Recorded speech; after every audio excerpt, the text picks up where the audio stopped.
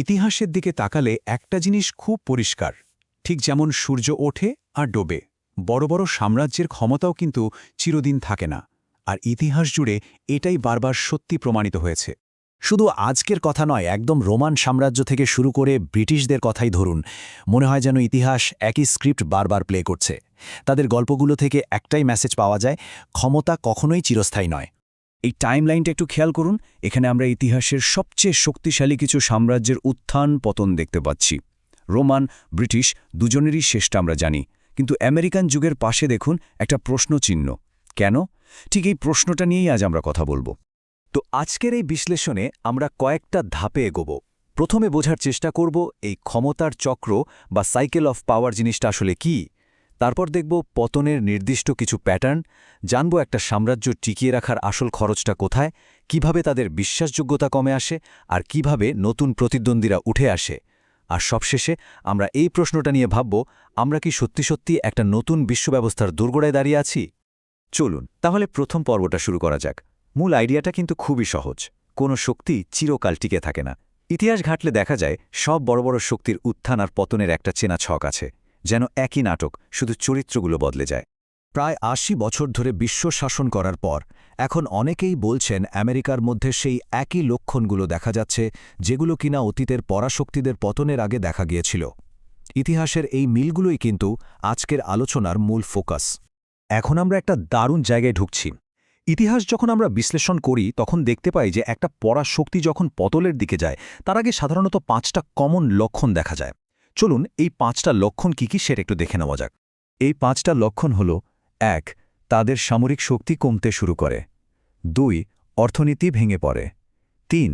দেশের ভেতরে রাজনৈতিক অস্থিরতা আর দুর্নীতি বেড়ে যায়। ৪. অভ্যন্তরীণ সংঘাত বা বিদ্রোহ দেখা দেয়। আর ৫. বাইরের শত্রুদের চাপ বাড়তে থাকে। অতীতে যারা এই সমস্যাগুলো সামলাতে পারেনি তারাই হারিয়ে গেছে। প্রথমেই আসা যাক সবচেয়ে গুরুত্বপূর্ণ বিষয়টাতে, অর্থনীতি। একটা বিশাল সাম্রাজ্য চালানোর খরচ কিন্তু অনেক, আর এই বিপুল খরচই একটা পরাশক্তিকে ভেতর থেকে কিভাবে শেষ করে দেয়, চলুন সেটা একটু গভীরভাবে দেখি। পুরনো দিনের রোমান সাম্রাজ্যের কথা ভাবুন একবার। তাদের ১০,০০০ কিলোমিটার লম্বা সীমান্ত পাহারা দিতে আর দেশের ভেতরের বিদ্রোহ সামলাতে যে পরিমাণ সামরিক খরচ হতো, তা একসময় তাদের মোট ট্যাক্স আদায়ের থেকেও বেশি হয়ে যায়। আর যখনই আয় থেকে ব্যয় বেশি হয় তখন কি হয়? ঠিক তাই, মুদ্রাস্ফীতি চরমে ওঠে আর অর্থনীতি মুখ থুবড়ে পড়ে। এই স্লাইডটা দেখলেই বোঝা যায় ইতিহাস কিভাবে ফিরে আসে। একদিকে দেখুন রোমের সীমান্ত রক্ষার বিপুল খরচ, আর অন্যদিকে আজকের আমেরিকা, যারা ৮০টা দেশে ৭৫০রও বেশি মিলিটারি বেস চালাচ্ছে। ভাবুন একবার খরচের অঙ্কটা। দুটো ক্ষেত্রেই কিন্তু চাপটা পড়ছে দেশের অর্থনীতির ওপর। একই ছবি আমরা ব্রিটিশ সাম্রাজ্যের বেলাও তো দেখতে পাই। পরপর দুটো বিশ্বযুদ্ধের ধাক্কায় ব্রিটেনের অর্থনীতি একেবারে ভেঙে পড়েছিল।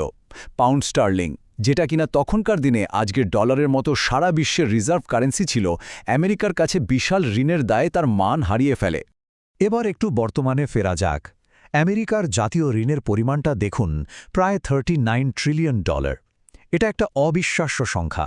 বিশেষজ্ঞরা বলেন পতনের আসল কাউন্টডাউনটা তখনই শুরু হয় যখন কোনো দেশের মোট ঋণ তার সারা বছরের মোট আয় বা জিডিপিকে ছাড়িয়ে যায়। এই চার্টটা ডলারের বর্তমান অবস্থাটা চোখে আঙুল দিয়ে দেখিয়ে দিচ্ছে। দেখুন, ডলারের ভ্যালু কমছে, ইউরোর মতো কারেন্সি শক্তিশালী হচ্ছে, আর বিনিয়োগকারীরা ডলারের ওপর থেকে ভরসা হারিয়ে গোল্ডের মতো নিরাপদ জায়গায় টাকা রাখছে, ঠিক যেমনটা একসময় ব্রিটিশ পাউন্ডের সাথে হয়েছিল, তাই না? শুধু অর্থনৈতিক চাপই নয়, পতনের আরেকটা বড় লক্ষণ হল সামরিক এবং কূটনৈতিক বিশ্বাসযোগ্যতা হারিয়ে ফেলা। চলুন এবার দেখি কিভাবে অতিরিক্ত সামরিক শক্তি প্রদর্শন আর আন্তর্জাতিক অঙ্গনে আস্থা হারানো একটা দেশকে দুর্বল করে দেয়। আমেরিকার সামরিক খরচের পরিমাণটা দেখুন একবার। এটা পরের 10টা দেশের মোট সামরিক বাজেটের থেকেও বেশি।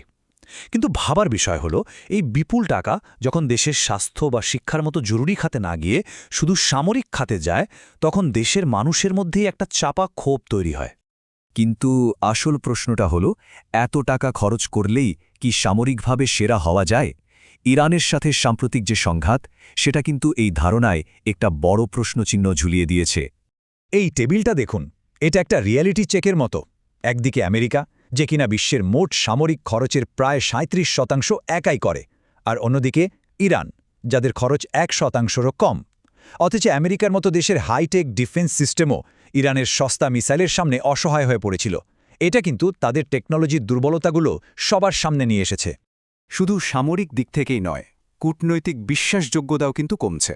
যেমন ধরুন, গাজায় বিতর্কিত পদক্ষেপে সমর্থন দেওয়া বা ইউক্রেনের মতো মিত্র দেশকে দীর্ঘমেয়াদী যুদ্ধে ঠেলে দেওয়া। এসবের ফলে আমেরিকার বহু পুরানো বন্ধুদেশও এখন তাদের উপর থেকে আস্থা হারাচ্ছে। আর ইতিহাস বলে, বন্ধুহীন পরাশক্তি খুব দ্রুত দুর্বল হয়ে যায়। আর পতনের এই ছবির শেষ অংশটা হল নতুন প্রতিদ্বন্দ্বীর উত্থান। যখন একটা শক্তি ভেতর থেকে দুর্বল হতে থাকে, ঠিক তখনই বাইরের কোনো শক্তি সেই শূন্যস্থান পূরণ করতে এগিয়ে আসে। আজকের দুনিয়ায় সেই বাইরের শক্তিটা হলো চীন।